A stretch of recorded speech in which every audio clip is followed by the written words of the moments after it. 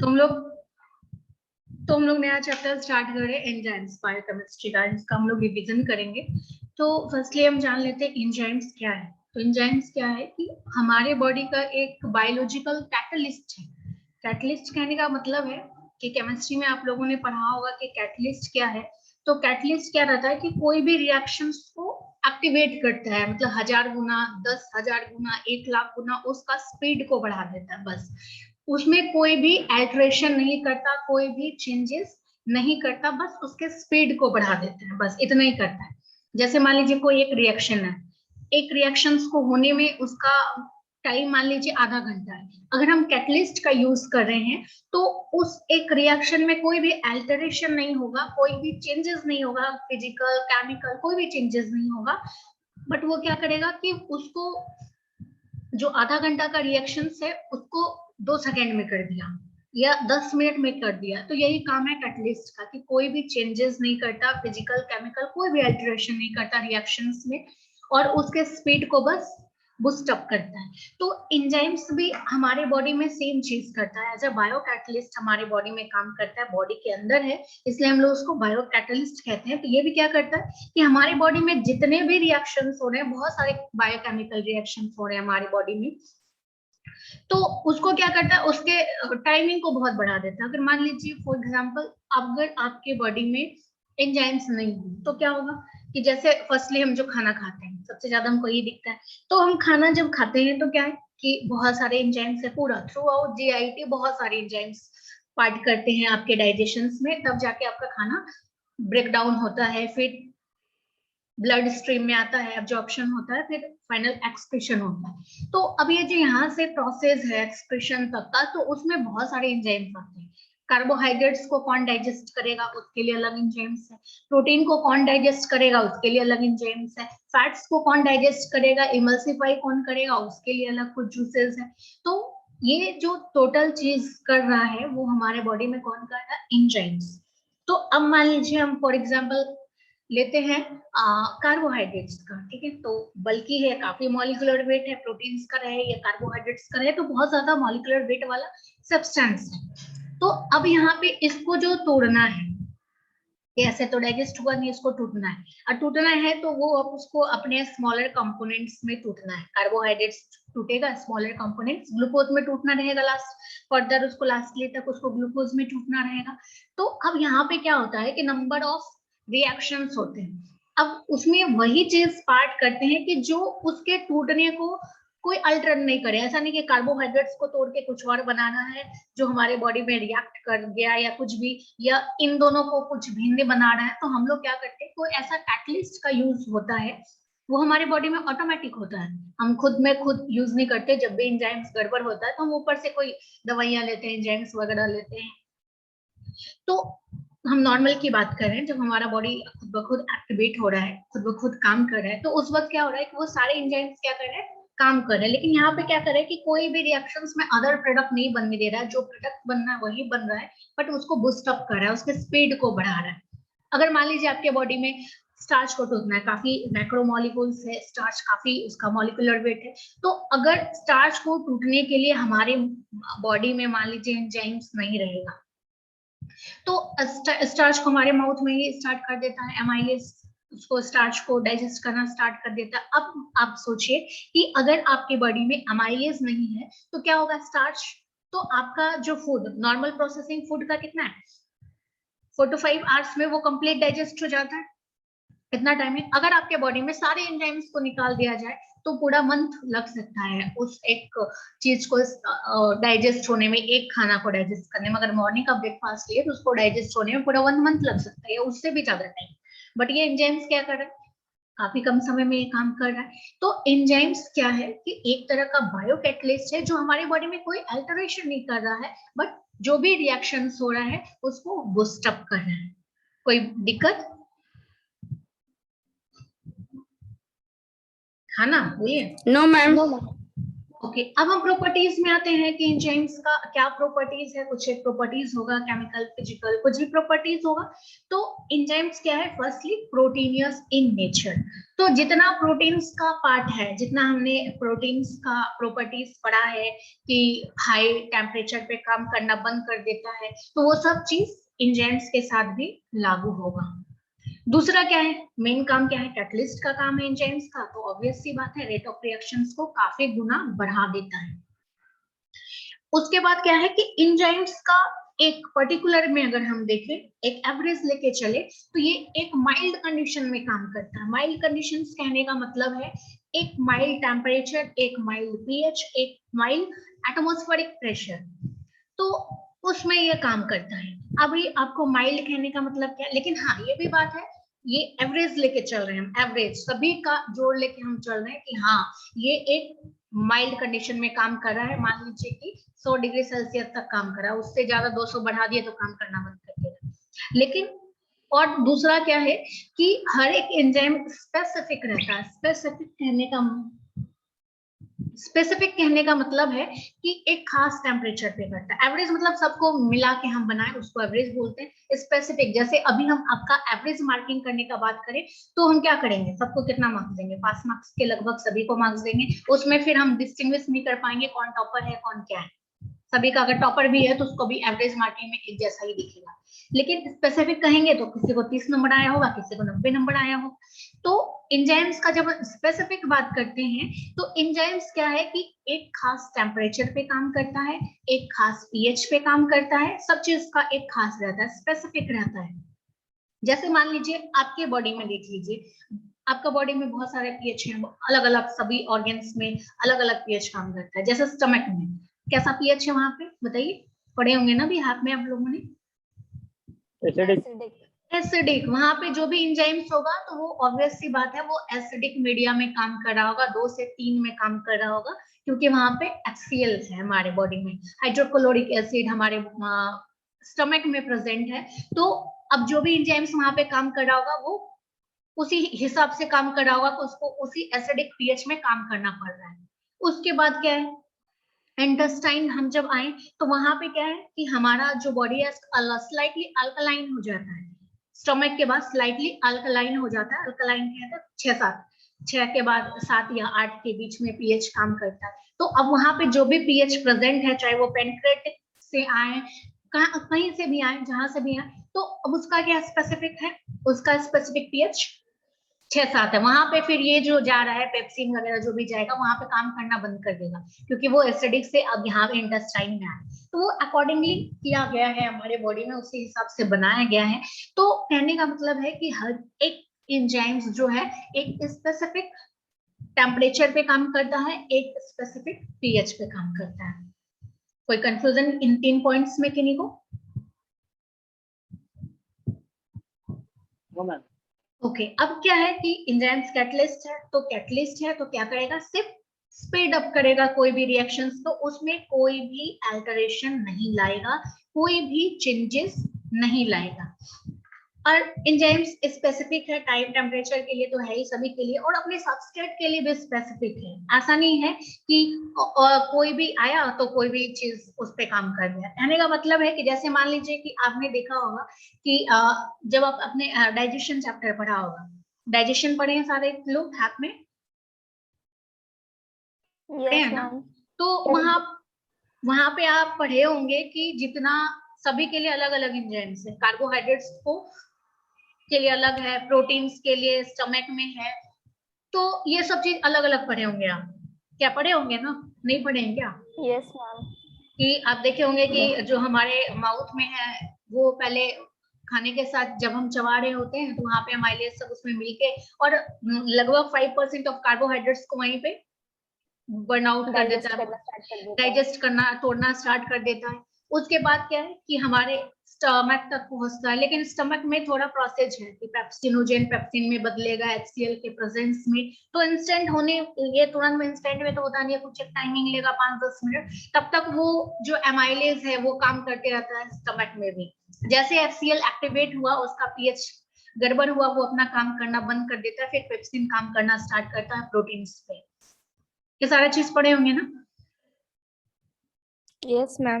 हाँ, तो ये टोटल चीज आप देखे होंगे, तो वहाँ क्या है कि सभी के लिए स्पेसिफिक है। जैसे पेप्सिन है तो वो कार्बोहाइड्रेट को डाइजेस्ट नहीं करेगा, वो सिर्फ प्रोटीन्स को डाइजेस्ट करेगा। या एमाइलेज है तो वो प्रोटीन्स पे काम नहीं करेगा, वो सिर्फ कार्बोहाइड्रेट्स पे काम करेगा। तो हर एक एंजाइम्स हर किसी के लिए स्पेसिफिक है, जिस पे वर्क करना है उस पे ही वर्क करेगा, दूसरा किसी और पे वर्क नहीं करेगा। ठीक है, मेरा सब्जेक्ट बायोकेमिस्ट्री है तो हम सिर्फ बायोकेमिस्ट्री पढ़ाएंगे, दूसरा तीसरा नहीं पढ़ाएंगे। लेकिन आप लोग हर कुछ नोट्स मेरे से ही मांगने लग जाते हैं,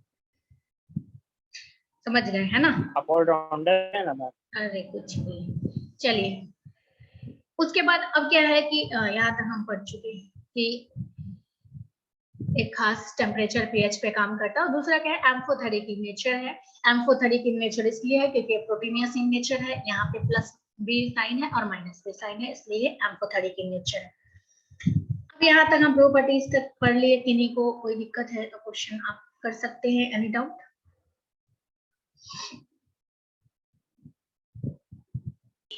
नो मैम। ओके, तो अब नेक्स्ट हम आते हैं क्लासिफिकेशन से। अब इसको क्लासिफाई कैसे किया गया है, तो उसको 6 टाइप से क्लासिफाई किया गया है अकॉर्डिंगली जैसे ये रिएक्शंस करता है, जैसे जिस टाइप का रिएक्शंस ये कर रहा है वैसे ही इसका क्लासिफिकेशन किया गया है। तो अब क्या क्या रिएक्शन कर सकता है, तो फर्स्ट है ऑक्सीडो रिडक्टेजेस। नाम से ही पता चल रहा है क्या कर रहा होगा, नाम क्या है? Oxidation and simultaneously reduction. Oxidation and reduction, reaction जो भी ये काम कर रहा है, रिडॉक्स टाइप का रिएक्शन कर रहा है, ऑक्सीडेशन भी कर रहा है, रिडक्शन भी कर रहा है। अब दोनों कैसे करेगा, तो एक को ऑक्सीडाइज करेगा तो दूसरे को रिड्यूस करेगा। तो जहां पे भी ये काम हो रहा है उस एक रिएक्शंस को जो भी एंजाइम्स कैटेलाइज कर रहा है उसको हम लोग बोलते हैं ऑक्सीडो रिडक्टेजेस। कोई confusion? No ma'am. Oxygen oxidation क्या है, जहाँ पे क्या चीज का एडिशन हो? Addition of oxygen and removal of hydrogen. Hydrogen, जैसे इसके उल्टा आप कर देंगे तो वो रिडक्शंस का वाइस वर्सा कर देंगे, रिडक्शन हो जाएगा। Addition of hydrogen, removal of oxygen. Okay, तो अब हम एक रिएक्शंस देखते हैं। देखिए, एस रिड्यूस्ड है और एक्स ऑक्सीडाइज्ड है। अब यहाँ पे एंजाइम्स क्या कर रहा है, बस दोनों को चेंजेस कर दे रहे हैं। एक्स को ऑक्सीडाइज कर दिया और ये जो एक्स डैश है उसको रिड्यूस कर दिया, उल्टा कर दिया। जो ऑक्सीडाइज था उसको रिड्यूस कर दिया, रिड्यूस को ऑक्सीडाइज कर दिया, रेडॉक्स रिएक्शन में चला गया। कंफ्यूजन, ऑक्सीजन निकाल दिया होगा, एक में हाइड्रोजन डाल दिया होगा, या किसी में ऑक्सीजन को ऐड कर दिया होगा। दूसरा है ट्रांसफरेजेस। ट्रांसफरेजेस क्या कर रहा है कि वैसा एंजाइम्स वो वैसा रिएक्शन को कैटालाइज कर रहा है जहां पे कोई एक मॉलिक्यूल का ट्रांसफर कर रहा है, कुछ नहीं कर रहा, बस यहाँ का मॉलिक्यूल है उसको उठाकर दूसरी जगह कर रहा है, दूसरा एक सब्सटेंस पे उसको लगा दिया जा रहा है। अब हम देखते हैं क्या कर रहे हैं, तो आप रिएक्शंस देखिए। ये कोई रिएक्शन है Hg का, ठीक है, ये S है, उसके साथ ये G जुड़ा हुआ है और दूसरा S डैश है। तो अब यहाँ पे ये ट्रांसफरेजेस क्या किया, इसको इसका G उठा के इस पे लगा दिया, बस ट्रांसफर कर दिया, बाकी कुछ नहीं किया। तो क्या हो गया, S अकेला रह गया, S डैश के साथ G आ गया। मतलब यहाँ पे जो भी इसके पास जो भी मॉलिक्यूल लगा है वो CH3 रहे, OH रहे, कोई भी मॉलिक्यूल लगा हो सकता है, बेंजीन रिंग है, कुछ भी लगा हो सकता है, उसको क्या किया, यहाँ से रिमूव आउट किया और दूसरे में लगा दिया। इतना ही किया, उसके ज्यादा कुछ नहीं किया। कंफ्यूजन कोई? No ma'am. ओके, देखिए ये रिएक्शंस आप एक देखेंगे, एटीपी है डीहेक्सोज, तो ये क्या है, ट्राइफॉस्फेट, ट्राइफॉस्फेट है, एटीपी ट्राइफॉस्फेट, एडिनोसाइन ट्राइफॉस्फेट, है ना? मेटाबॉलिज्म में ये रिएक्शंस आपने पढ़ा होगा। तो अब ये क्या कर रहा है कि ये जो फॉस्फेट है ये क्या हुआ, कहीं और लगना है, कैटेलाइज होना है, तो यहाँ का एक फॉस्फेट लग गया डीहेक्सोज में। अब यहाँ पे एक फॉस्फेट लगा तो ट्राई से डाई हो गया, तीन फॉस्फेट था, वहां से एक उठा के दूसरे पे ला दिया, तो ला दिया तो ठीक है, डीहेक्सोज 6 फॉस्फेट हो गया। अब यहाँ पे एटीपी था तो एक तो पहले खत्म हो गया, तो अब क्या बचेगा, एडीपी डाइफॉस्फेट, 2 बचेगा ना, 3 में से 1 निकालेंगे, कितना बचेगा, 2 2 बचेगा। तो ADP हो गया, तो ये रिएक्शन है इसका एग्जाम्पल। Without No, ma'am. आप रिएक्शन नहीं भी लिखेंगे तो भी आपको मार्क्स आएगा। अगर मान लीजिए जिनको रिएक्शन याद करने में दिक्कत है तो आप रिएक्शन नहीं भी याद करेंगे तो भी चलेगा, बस इस टाइप का आप याद कर लीजिए, ये याद करना बहुत इजी है। उसके बाद है हाइड्रोलिसिस। हाइड्रोलिसिस में क्या हो रहा है कि यहाँ पे वाटर हाइड्रोलाइसिस हो रहा है। Hydrolysis done by water. Lysis मतलब तोड़ना, कोई भी चीज को टूट रहा है। Removal. हाँ, कोई भी चीज टूट रहा है तो वो किसके द्वारा टूट रहा है? वाटर के द्वारा टूट रहा है। तो अब वाटर के द्वारा टूट रहा है तो वहां पे क्या लग जाएगा? जाके OH, OH ग्रुप जाके लग जाएगा। बस कोई भी चीज अगर वहां पे टूट रहा है, कोई भी मॉलिक्यूल से उसको तोड़ के वहां पे क्या हो रहा है? हाइड्रोलाइटिक रिमूवल हो रहा है कोई भी सब्सटेंस का, और वहां पे क्या लग जा रहा है? OH ग्रुप लग रहा है, वाटर ग्रुप लग रहा है, वाटर का OH लग जा रहा है। मतलब सिंपल ये रिएक्शंस क्या है? कोई भी लाइसिस रिएक्शन जो वाटर के द्वारा किया जा रहा हो वही है हमारा हाइड्रोलिसिस। एग्जाम्पल है एसिटाइल कोलिन और H2। अब ये वाटर है यहाँ पे, तो ये वाटर क्या कर रहा है कि एसिटाइल कोलिन में कुछ तोड़ना चाह रहा है, तो तोड़ के क्या बना दिया? एसिटाइल को अलग कर दिया, कोलिन बनाया और एसिटिक एसिड बनाया। तो कौन है ये? ऋतिक रोशन, म्यूट करो खुद को।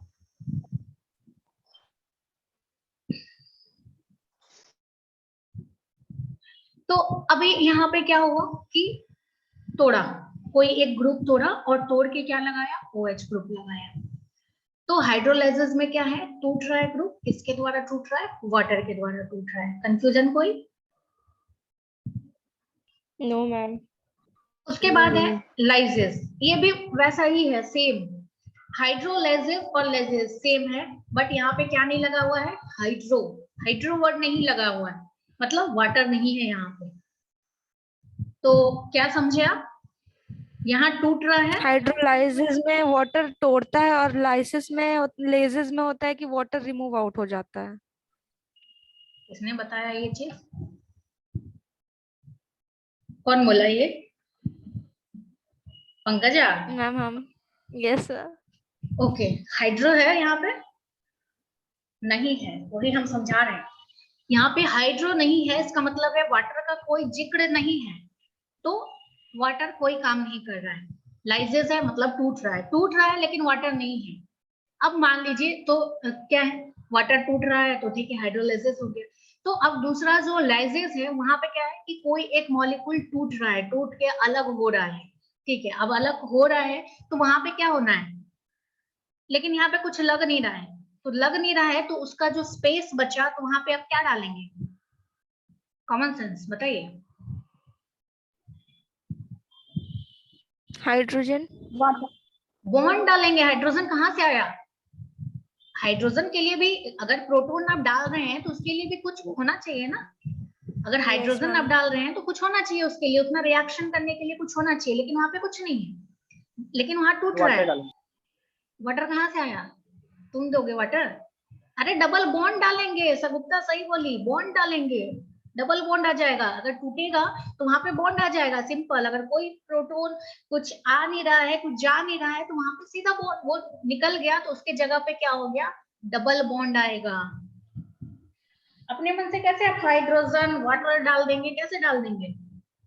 कोई भी बॉन्ड रिमूव होता है, वहां पे कोई प्रोटोन नहीं है, कुछ भी एक्सेप्टर नहीं है, कुछ भी नहीं ले रहा है, तो क्या करेगा? सीधा डबल बॉन्ड आ जाएगा, सिंपली। तो ये क्या हो रहा है कि एल मैलेट है, एल मैलेट के जैसा ही इसका भी स्ट्रक्चर है, यहाँ से हाइड्रोजन निकल रहा है, तो ये क्या बन रहा है? फ्यूमेरेटा बन रहा है। तो लाइसिस में क्या हुआ कि डबल बॉन्ड्स को, कोई भी चीज है उसको ब्रेक किया और उसके जगह पे क्या हुआ? कोई भी फंक्शनल ग्रुप को, मान लीजिए OH है, ठीक है, तो मान लीजिए कोई भी एक केमिकल रिएक्शन है, कैसे दिखाए?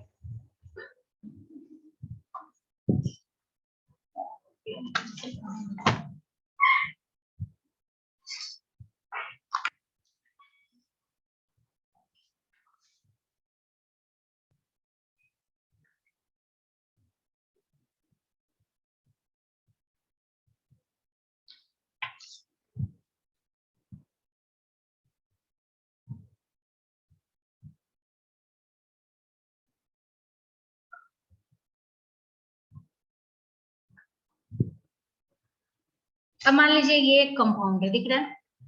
नहीं दिख रहा है? Yes ma'am. Yes ma'am. 2 carbon है, yes ma'am.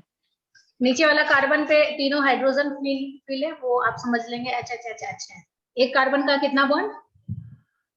4 bond. 4 4 bond. Bond. तो आप देख लीजिए नीचे वाले के साथ 3 हाइड्रोजन जुड़ा है, 1 कार्बन जुड़ा हुआ है, 4 बॉन्ड कंप्लीट। यहाँ पे भी 4 बॉन्ड, 1 2 3 4। अगर मान लीजिए हमको एक ये OH वाला ग्रुप को रिमूव आउट होना है, ठीक है, इसको रिमूव आउट होना है, इसको टूटना है, तो यहाँ का बॉन्ड क्या होगा? ये शिफ्ट हो जाएगा, यहाँ पे कार्बन कार्बन डबल बॉन्ड हो जाएगा। Double bond. तो डबल बॉन्ड हो जाएगा, रीअरेंजमेंट के हाँ। साथ होता है, कुछ रीअरेंजमेंट होगा। अगर मान लीजिए OH के साथ वाटर निकलना है तो रीअरेंजमेंट होगा, और वहां पे क्या होगा कि डबल बॉन्ड आ जाएगा, बस इतना ही। कंफ्यूजन कुछ? No ma'am. ओके। अब नेक्स्ट है आइसोमरेजेस। आइसोमरेजेस भी नाम से पता चल रहा है कि यहाँ पे क्या है कि वैसा ट्रांसफर जो अपने सिर्फ आइसोमर्स में बदले। आइसोमर्स क्या होता है?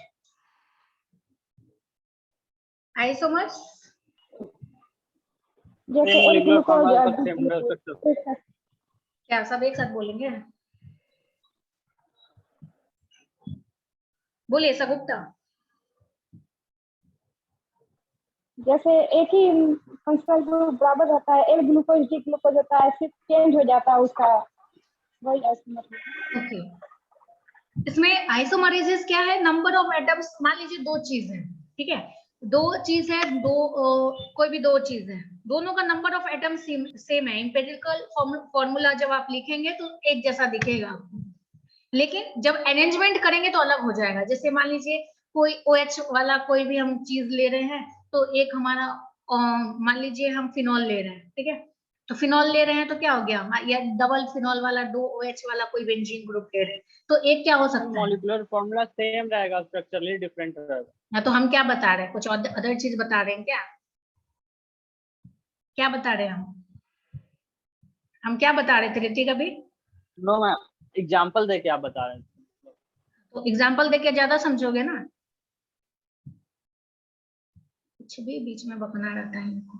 तो अब क्या है कि मान लीजिए ऑर्थो है, मेटा है, इस टाइप से क्या है कि वो अरेंजमेंट बस चेंज हुआ, पहला एक पोजीशन पे है, फिर दूसरा पोजीशन पे चला गया, फिर तीसरा पोजीशन पे चला गया, बस वो पोजीशंस का डिफरेंस हुआ। लेकिन वो दिखाने के लिए जब आप डायग्राम बना रहे तब, लेकिन जब आप केमिकल या एम्पिरिकल फॉर्मूला लिख रहे हैं तो वो एक जैसा ही दिखेगा आपको। या कभी कभी हम ऑर्थो पैरा भी लिख देते हैं, बट अगर केमिकल फॉर्मूला लिखेंगे CCS3 इस टाइप का कुछ लिखेंगे तो वो तीनों फॉर्मूला अलग अलग एक जैसा ही दिखेगा, बस डायग्राम अलग दिखेगा, मतलब अरेंजमेंट अलग है, बट उसका जो फॉर्मूला है, नंबर ऑफ एटम्स है, वो एक जैसा, वही है हमारा आइसोमर्स।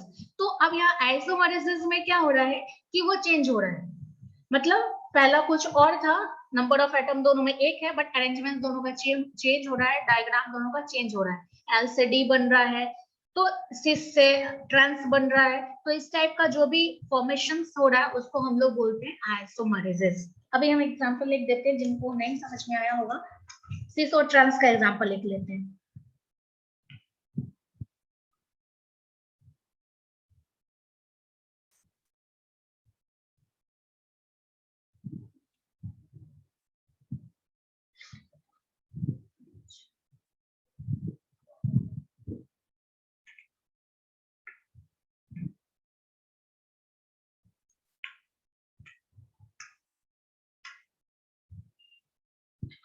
अब यहाँ पे देखिए रिएक्शन दिख रहा है,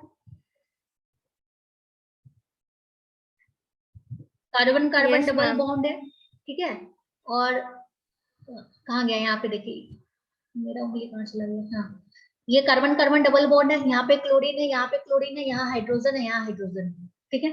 अगर आप फॉर्मूला लिखेंगे तो क्या फॉर्मूला यहाँ रहेगा?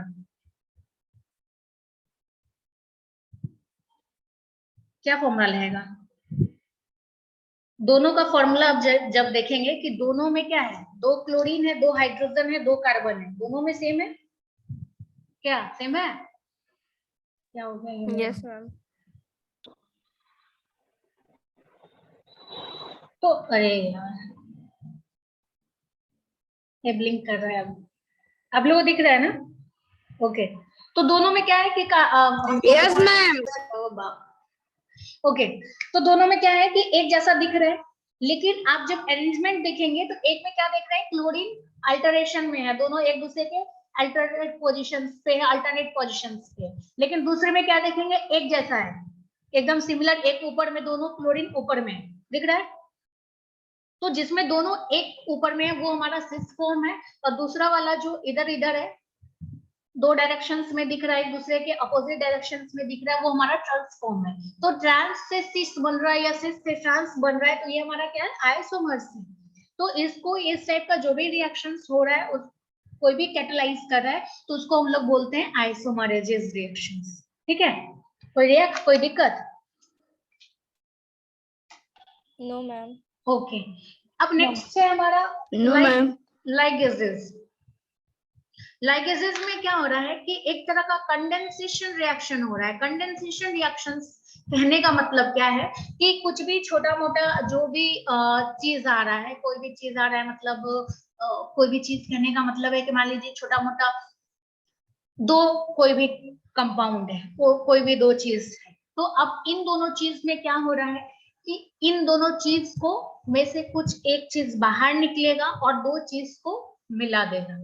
मान लीजिए कोई सिंपल सा मॉलिक्यूल्स हो गया, कोई भी सिंपल मॉलिक्यूल हो गया, जैसे हाइड्रोजन, किसी का H2 निकाल देगा, किसी से OH निकाल देगा, या किसी का H निकालेगा, किसी का OH निकालेगा, तो एक मॉलिक्यूल्स क्या निकल गया, वाटर मॉलिक्यूल्स निकाल के दो चीज को मिला दिया।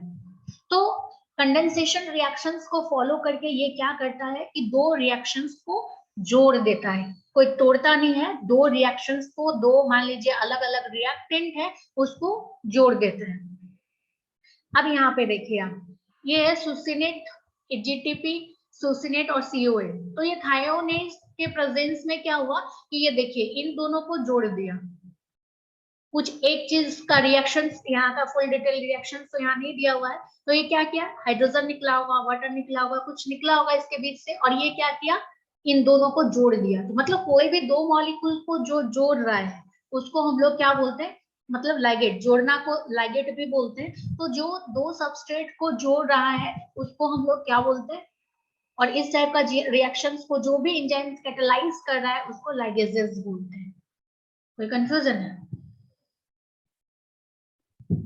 No ma'am. तो ये हमारा क्लासिफिकेशंस था, ये भी हमारा इंपॉर्टेंट है। और नेक्स्ट जो हम पढ़ेंगे कि फैक्टर्स, क्या क्या फैक्टर्स है जो एंजाइमेटिक एक्टिविटी को अफेक्ट कर रहे हैं, वो भी हमारे लिए बहुत इंपॉर्टेंट है। तो अभी क्या हो रहा है, ये नेट बहुत लिंक कर रहा है।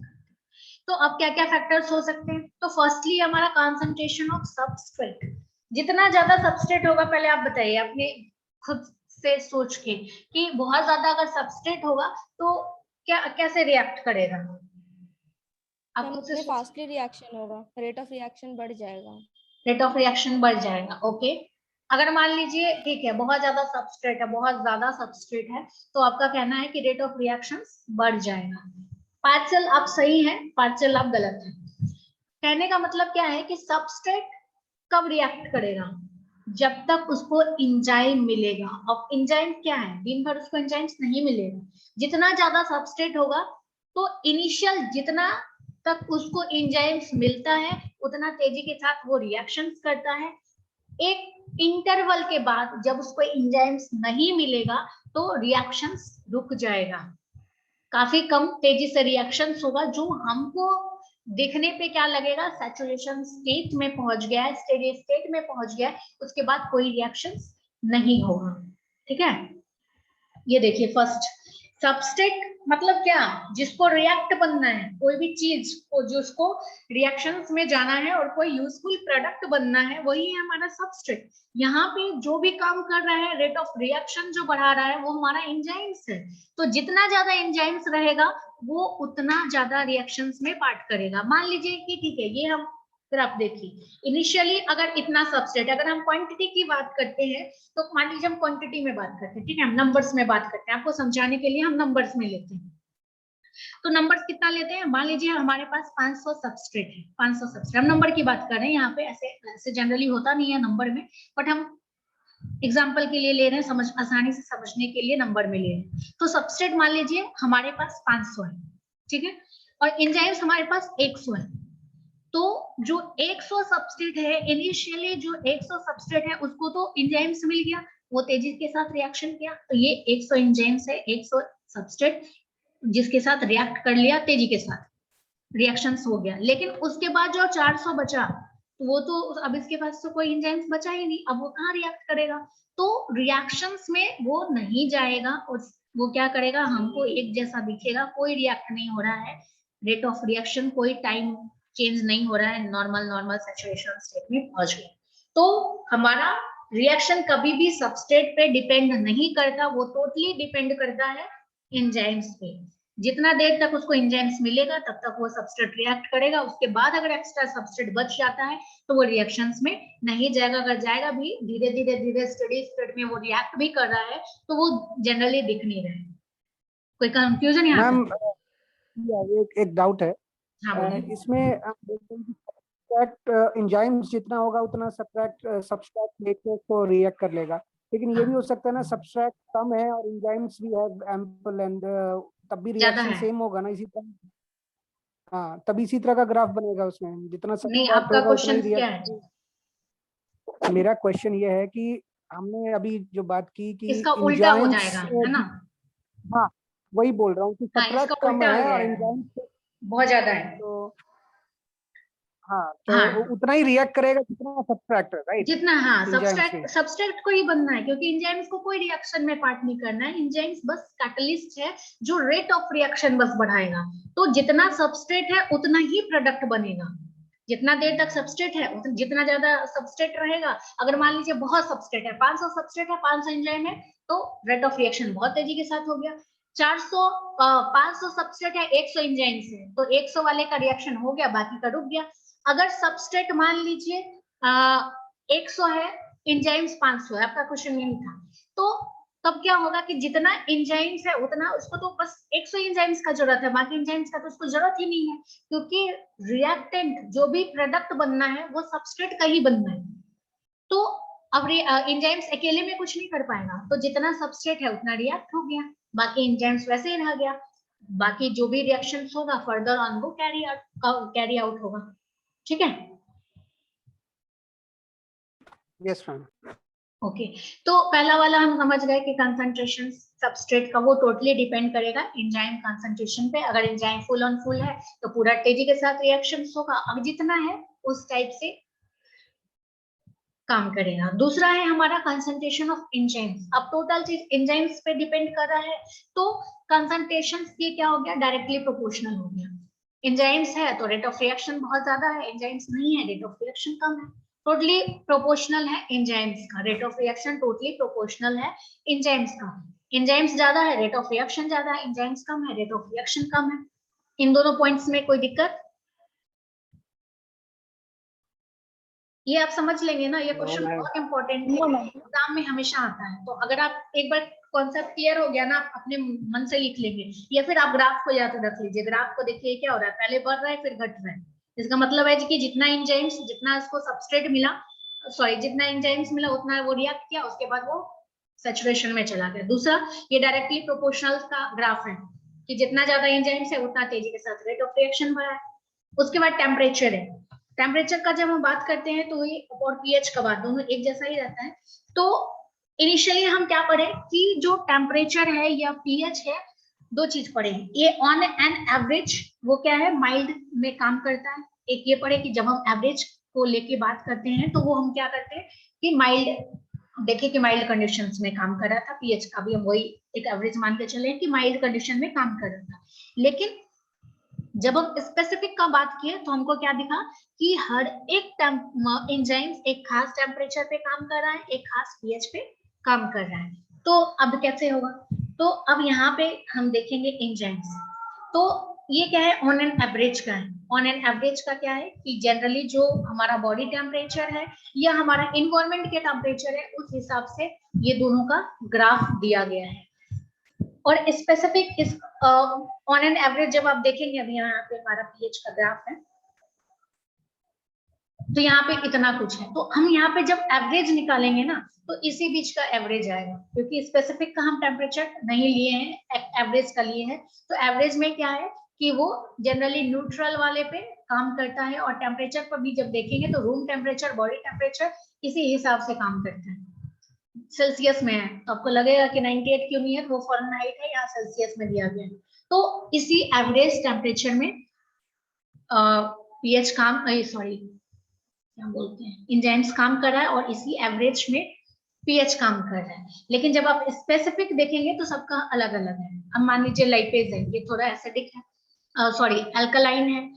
लाइपेज स्टोमक का है तो 4 to 5 के बीच में है। लेकिन जब आप एवरेज निकालेंगे, आप देखिए जनरली जितना भी है वो 6-7 ही है। अगर एक पेप्सिन है जो काफी कम पीएच में है, यानी एसिडिक में काम कर रहा है, जो आपके स्टमक में है। बट जब आप एवरेज निकालेंगे तो एवरेज में क्या दिखेगा आपको कि उसी रेंज में दिखेगा, जहां ज्यादा लोग इधर है उधर ही वो चीज शिफ्ट करेगा जब आप एवरेज निकालते हैं। तो हम यहाँ पे एवरेज लेके बात करें तो कहने का मतलब है कि जो पीएच है वो जनरली न्यूट्रल टू एसिडिक में, अल्कलाइन में काम कर रहा है, और जो हमारा टेम्परेचर है वो 20 से 50 के बीच में काम कर रहा है। उसके अलावा अगर स्पेसिफिक में मान लीजिए देखते हैं, अगर स्पेसिफिकली किसी का निकालते हैं, ठीक है, तो अब स्पेसिफिक टेम्परेचर मान लीजिए कोई एक एंजाइम्स है जो काम कर रहा है हमारा, हम इसी ग्राफ में समझेंगे। तो मान लीजिए उसका काम है, उसका ऑप्टिमम टेम्परेचर 35 डिग्री है। ऑप्टिमम टेम्परेचर कहने का मतलब है कि उसका हाईएस्ट परफॉर्मेंस उतना टेम्परेचर में दे रहा है, 35 डिग्री में दे रहा है, ठीक है। कोई एक एग्जांपल लेके चल रहे हैं, मान लीजिए पेप्सिन ही ले रहे हैं, ठीक है। हम मान के चलते हैं कि पेप्सिन जो अपना काम कर रहा है वो 35 डिग्री टेम्परेचर पे काम कर रहा है, उसका ऑप्टिमम टेम्परेचर 35 डिग्री है, ठीक है। ये समझ रहे हैं सभी लोग, हम जो समझाने का कोशिश कर रहे हैं? नहीं समझ रहे हैं क्या? हाँ ना, बोलो, अभी हम समझाना स्टार्ट ही किए हैं। एक एंजाइम हम एग्जांपल लेके चलते हैं, उसका ऑप्टिमम टेम्परेचर 35 डिग्री है। ये मान लीजिए कि दिया गया है कि ऑप्टिमम टेम्परेचर 35 डिग्री पे ये सबसे ज्यादा एफिशिएंसी के साथ काम करता है, हाईएस्ट अपना देता है। रुकिए, आप फिर से ज्वाइन करेंगे, 1 मिनट में कट जाएगा, ठीक है। एक बार फिर से ज्वाइन करें सब लोग।